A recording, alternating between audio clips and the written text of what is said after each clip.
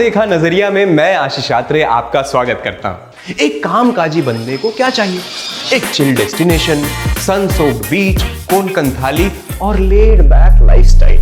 और अगर यही लाइफस्टाइल एक अच्छी कमाई के साथ मिल जाए फिर तो बस क्या है, लाइफ सेट है। यही सोचा होगा ना आपने भी। अभी पैसा कमा कर गोवा में सुंदर सा विला ले लूंगा और बस अपनी बची हुई जवानी और पूरा बुढ़ापा वहीं बिताऊंगा, है ना? Tourism in Goa is in a massive decline, so much so that real estate prices are going to come crashing down as well as businesses in Goa are going to suffer.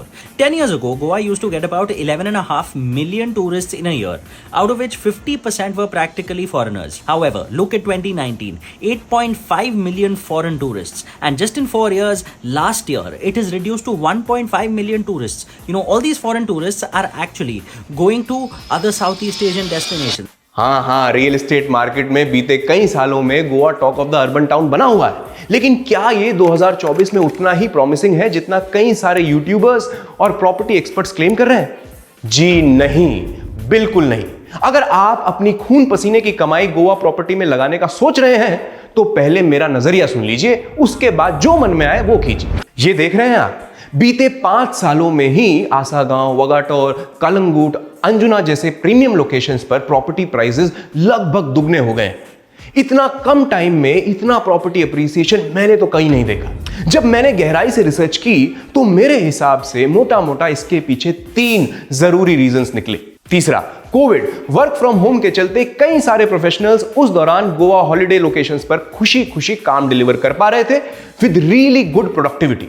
अब यही लोग यहां housing देख रहे हैं जो उन्हें accommodate भी कर सके और कुछ पैसिव प्रॉफिट या फिर पैसिव इनकम भी जनरेट कर सके। Number 2, Goa as an event and vacation hotspot. चाहे वो फैंसी वेडिंग हो या बस दोस्तों के साथ एक chill vacation. Number 1, growing commercial infrastructure. Mopa airport के आ जाने से Goa has become really accessible for both local and foreign tourists, जिससे देख रियल एस्टेट और होटल जायंट्स जैसे DLF, Lodha, Leela and Oberoi chains ने भी पोस्ट कोविड तकरीबन कई 100 करोड़ इस प्रॉपर्टी में इन्वेस्ट करने का फैसला किया है। The most impressive quality of Goa property market are these lovely pretty villas. यही प्रॉपर्टीज 2010 से 16 के बीच 50 लाख से 8 करोड़ की रेंज में अवेलेबल हुआ करती थी। लेकिन with growing attention on properties, they are now in 2024 broadly ranged between 3 से 12 करोड़। और ये विलाज आपको अगर हेरिटेज यानी पोर्चुगीज ऑक्यूपेशन के दौरान बने हुए मिल गए, 100-150 साल पुराने, तो बाबा आप लोगों की चांदी है। बट देयर वैल्यू बिकम्स 20 से 24 करोड़ आराम से। लॉकडाउन हटने के बाद भी लोगों का गोवा की तरफ ये अट्रैक्शन कम नहीं हुआ और इसी ट्रेंड ने वहां रेंटल यील्ड बहुत बढ़ा दी। क्या है ये रेंटल यील्ड? भाई मान लो आपने एक प्रॉपर्टी खरीदी 60 लाख में, 4 से 6 लाख उसके इंटीरियर्स में इन्वेस्ट किए और उसे दिल्ली, मुंबई, बैंगलोर जैसे शहर में 30 से 40 हजार पर महीने के रेंट पर चढ़ा दिया, तो आपका ईयरली रेंटल यील्ड होगा 0.5 से 2%। यही अगर आपने गोवा में प्रॉपर्टी खरीदी और उसे महीने की जगह सीजन के हिसाब से डेली रेंट पर चढ़ाया तो आपको 5 से लेकर 12% का यील्ड मिलेगा। ऑफ सीजन में रेंटल चार्जेस 28 से 40 हजार तक हो जाते हैं। सीजन यानी अक्टूबर ऑनवर्ड्स ये प्राइसेस 45 से 65 हजार का मार्क टच करते हैं और न्यू ईयर क्रिसमस के आसपास it becomes 1 to 2.5 lakhs per night. Profit margins are really higher even if we consider 60% occupancy in a year, जो आपको किसी दूसरे शहर में नहीं मिलेगा। सीए सार्थक आहूजा ने एक बड़ी क्रिस्पी इंफॉर्मेशन बाहर निकाली है। 10 साल पहले 11.5 million tourist with 50% foreign tourists visited Goa, and in 2023 the number of foreign tourists have come down to just 1.5 million. ये तो आपने भी ऑब्जर्व किया होगा कि लोगों का गोवा की तरफ इंटरेस्ट ओवर दीज इयर्स कम तो हुआ है, क्योंकि कहीं ना कहीं Goa became a very cliched holiday spot. People are preferring rather alternate holiday spots like Pondicherry, Gokarna, Calicut, Kochi वगैरह। ऊपर से नॉर्थ गोवा हद से ज्यादा कमर्शियलाइजेशन की वजह से पहले ही काफी बदनाम रहा है। लोकल्स भी इस बात से बड़े नाराज हैं। बड़े बिल्डर्स ने प्रॉपर्टी मार्केट में इन्फ्लेशन क्रिएट किया है।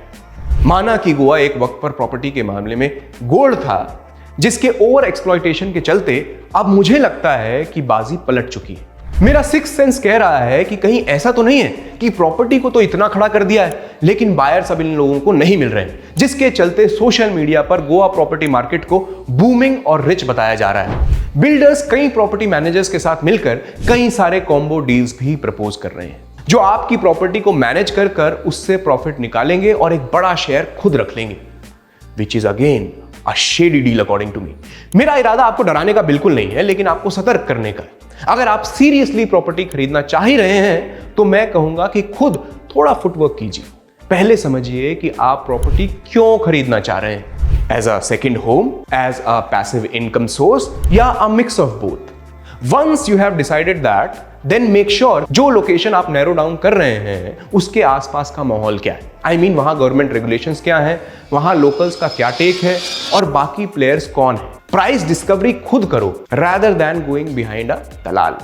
गोवा प्रॉपर्टी राइट्स की तहकीकात करो। एक बड़ी अंदर की बात बताता हूं जो आपको कोई नहीं बताएगा। For Goa property, dig deeper into Portuguese succession rights. Builders आपको कोई कॉन्फ्लिक्टेड प्रॉपर्टी ना थमा दें, उसके लिए involve with a bank loan. उससे यह होगा कि बैंक भी प्रॉपर्टी का बैकग्राउंड चेक खुद करेगा and will help you finalise a safe deal. दोस्तों, whatever you choose to do, invest in a way that this investment goes beyond monetary transactions. It should give you more returns in terms of experience and your own lifestyle. उसके लिए you will have to do some footwork. अगर आपको ये video पसंद आई है तो channel को like, share, subscribe करना ना भूलिएगा। मैं आशीष आत्रे मिलूंगा आपको अपनी अगली वीडियो में। तब तक के लिए अपना ध्यान रखिए। अलविदा।